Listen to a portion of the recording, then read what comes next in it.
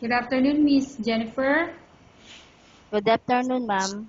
Okay, Miss Jennifer, can you tell me about yourself? I'm Jennifer Almario Vasquez. I live in Tuyo, Balanga City, Batangas. I have four kids. I'm 35 years old, and my husband is working business. Okay, I have a few questions for you to answer, so let's start. Why do you want to Yes, work ma'am. as a maid? For my children and for my family future. Why you choose Malaysia when there is a lot of other country? Because Malaysia is beautiful country. How are you qualified for this job? I'm honest. I'm hardworking. I'm physically and mentally fit. May I know what is your education level is? I'm high school graduate and I take 1 year in college until graduate. What is your recent experience? To clean the house, my relatives. Have you worked abroad before? No, ma'am. Do you have experience of taking care of baby?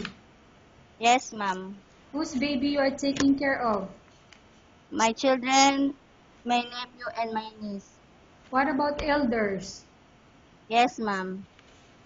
Whose elder you are taking care of? My aunt and my mother-in-law. Do you have any other special skills? I'm cooking. I'm washing clothes. I'm ironing and cleaning the house. Are you willing to learn new skills? Yes, ma'am.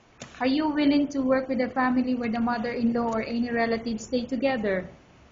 Yes, ma'am. Currently, are you still working? No, ma'am. Do you know how to cook? Yes, ma'am. What sort of food can you cook? Filipino dishes, ma'am. Such as, Adobo, menudo, apretada, and vegetable. are you aware that you will have to do washing, cleaning, ironing, and cooking? Yes, ma'am. From all the house chores, which do you like most?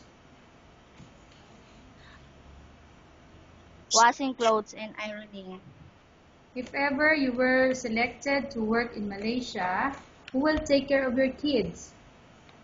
My mother and my husband. You're not allowed to use handphone during working hours. Yes, ma'am. You are only allowed to use handphone after you finish all the works and when going to bed. Yes, ma'am.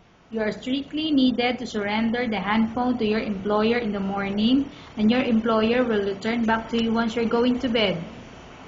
Yes, ma'am. If ever your employer finds out that you're abusing of using your handphone and it's affected your work performance, your employer will confiscate your handphone and you're not allowed to hold it anymore. Instead, your employer will allow you to call to your family 3 times in a month. You only allowed to bring normal phone and you're not allowed to bring smartphone.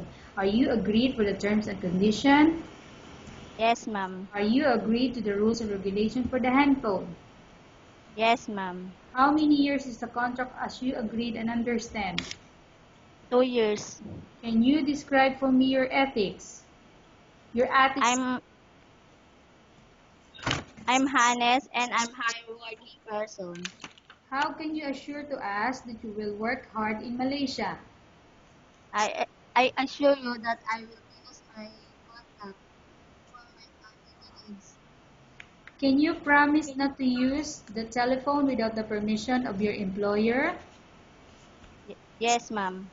Can you promise not to put on makeup but to dress properly while work? Yes, ma'am. Can you promise not to invite friends and relatives without the consent of your employer? Yes, ma'am. Can you promise not to ask for advance salary from your employer under any circumstances? Yes, ma'am. Do you really understand of the rules and regulation of the agency? Yes, ma'am. Do you pay any placement fee for you to come to Malaysia as a maid? No, ma'am. Do you have any history of sickness, example breast cancer or any other illness? No, ma'am. Do you suffer from any skin diseases, allergy or physical defect? No, ma'am. Have you suffered from any serious illness? No, ma'am. Have you undergone any operation? Yes, ma'am. What operation is that? Gallbladder. Gallbladder. Are you medically fit? Yes, ma'am. Are you in any medication? No, ma'am. Are you allergic with any food? No, ma'am. Are you prepared to work for the employer of any race? Yes, ma'am. Are you prepared to eat the type of food taken by your employer? Yes, ma'am. Are you afraid of being left alone in the house? No, ma'am. Are you afraid of dogs or other pets? No, ma'am. Can you promise to work according to instructions from your employer? Yes, ma'am. Do you have any immediate family working in Malaysia? No, ma'am. Okay, Miss Jennifer, we have finished our question section. Let's go to case study.